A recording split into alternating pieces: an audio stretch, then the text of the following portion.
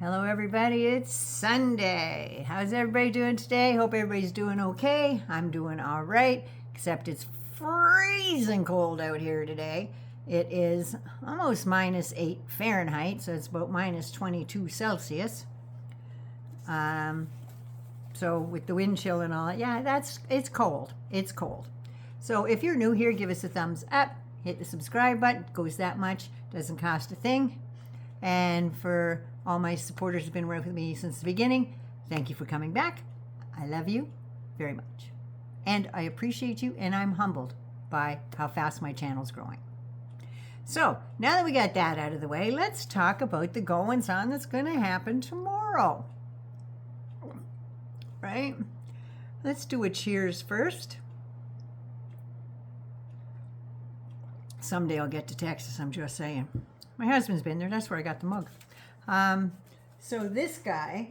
That was really, really incredible, I have to tell you. I think Wilf Nada has to go change his Trump dumps pull-ups there. I think that was a little too wet, Donnie. You better check yourself. So anyway, he's going to be sworn in tomorrow at noon. But not on the steps of the Capitol. He's going to be sworn in the rotunda of the Capitol.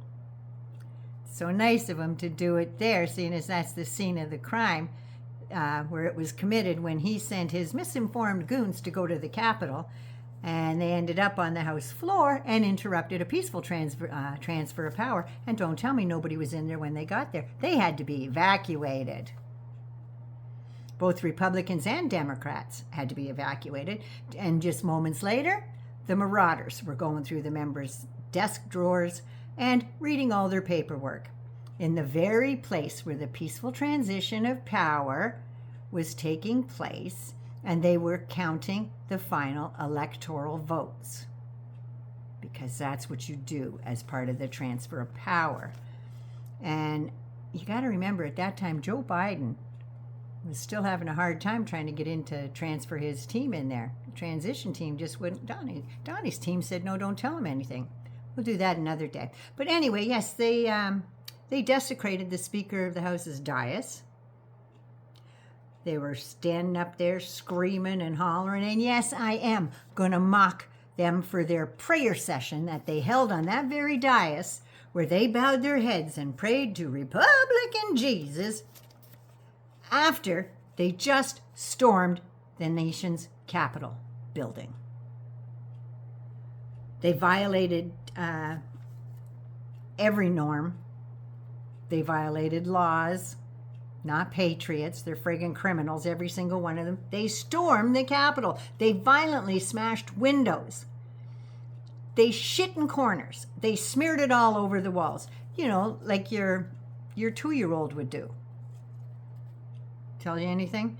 They beat cops. They even trampled 2 of their very own patriots. One girl was trampled and crushed to death right on the very stairs, and another guy had a heart attack. And as he was having his heart attack, did they stop and help those 2 people? No, they certainly did not. They just stomped right over top of them, and they just kept on their merry quest to, quote one of the ground sheets that was there, to shoot Nancy Pelosi between the eyes. And of course, who can forget the merry band of arseholes, the Hang Mike Pence Committee? They have the raisins, because they have no balls, to pray for America. Make America great again, they said. That, to me, equates to they never thought America was great anyway. So let's shit on the Capitol. Let's do that, literally. And then let's make America great again, right? Make America great again, MAGA. Only they were too stupid to come up with their own slogan, so they stole one that belonged to Ronald Reagan's 1980 presidential campaign. And even back then, it was described as racist, dog whistle politics, and coded language. Oh, geez, how history repeats itself. What?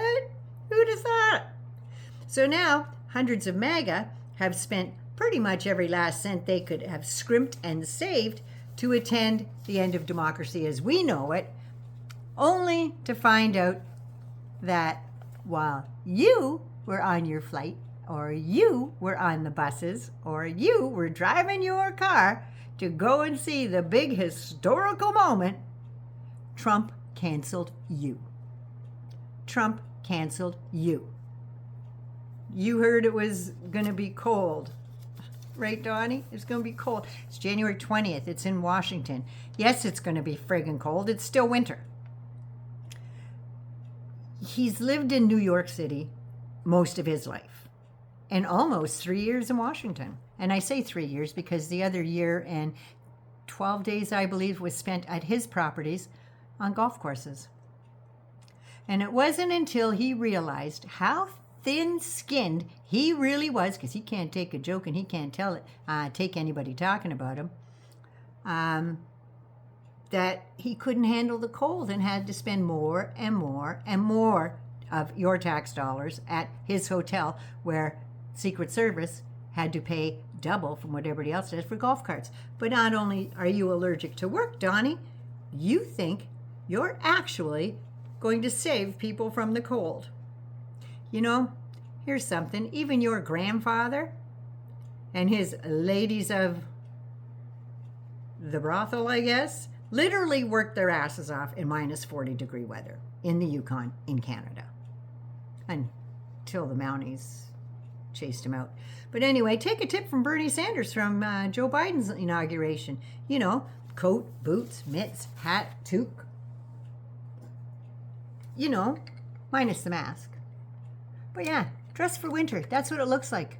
That's what it looks like. Dress for winter. Look, winter jacket, mittens. Yeah. So dress for winter. That's what you do.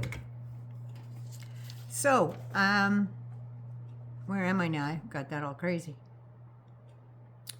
So yeah, take a tip from Bowen. Oh yeah, hand warmers and toe warmers. That's the other thing. You are such a fucking wimp.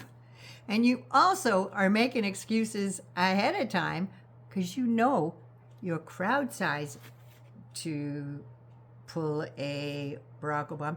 Your crowd size is going to be really small. Really small, I'm just saying. Very small.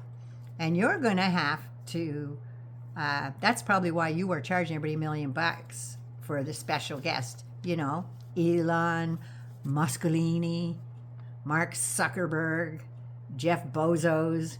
Oh, and the owner and CEO of TikTok will be there in front row. They'll all be paraded out there, just like the turncoats and scaredy cats. They are. Nobody likes you, Donnie. None of them do. They don't like you at all. They just think you're stupid and not fit to govern. But once American Putin threatened to throw their fact-checking asses in prison, all of a sudden they changed their policies to suit the mango moose knuckle. Give him millions to ultimately be humiliated, because he will humiliate you. But yeah, you got their money and you're going to take more of it. Now, folks are leaving their platforms and advertisings on Facebook, and Insta's going to be next too. Instagram. X is suffering already because Elon is just off his rocker. Not that any of them's ever going to go broke. They're not even going to feel the pinch, for Christ's sake. Not even a little bit, because they got enough money that you, me, and about 10 of our next generations will be able to spend. It appears to me that Democrats are a lot hardier than Republicans when it comes to this inauguration stuff. Like when President John Fitzgerald Kennedy took his oath, it was 22 degrees and there was 8 inches of snow on the ground, and he did it with just his suit on. No overcoat, no gloves. Just the tough PT-109 commander that he was, standing there with a painful immune disorder, osteoporosis, and his back, and he never wimped out. And then there was Barack Obama. In 2008, it was 28 degrees with wind gusts of 23 miles per hour, which made it, with the wind chill, about 15 degrees, Donnie. So don't say this is record-setting. Nothing's record-setting with you. But he stood outside with his wife and 2 little girls, and they only wore leotards. They didn't even wear pants. Oh, but they did wear coats and gloves because it was what? December. It was cold. Barack's second nomination was a little warmer. It warmed up to almost 40 degrees, but the country also warmed up knowing that the economy was getting better because he got them out of Bush's recession. Trump 2017 swearing in was, ooh, should have known. It was an omen. Low energy. The temperature was in the upper 40s, but Mother Nature rained on his parade. It was a cold, damp wind and or cold, damp rain, and ponchos were the style of the day, gotta tell you. Remember George Bush with the poncho? Remember that? Then Joe Biden's swearing in was the coldest since Obama's 2009 and the windiest since Reagan's 1985.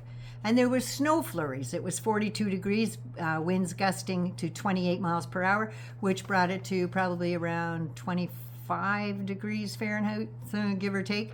But he was outside with his family and grandkids, and he was 78. You know, just like you are, Donnie. Just like the mango moose knuckle is, they were both the same age. Go figure. And it's not like he can't afford an overcoat. We all seen him wear one at the Ellipse when he did had his own pair of gloves 2 weeks before Biden's inauguration. So we know that he can dress for the warmth. So it's not like he's ill prepared or anything. He's just a wimp.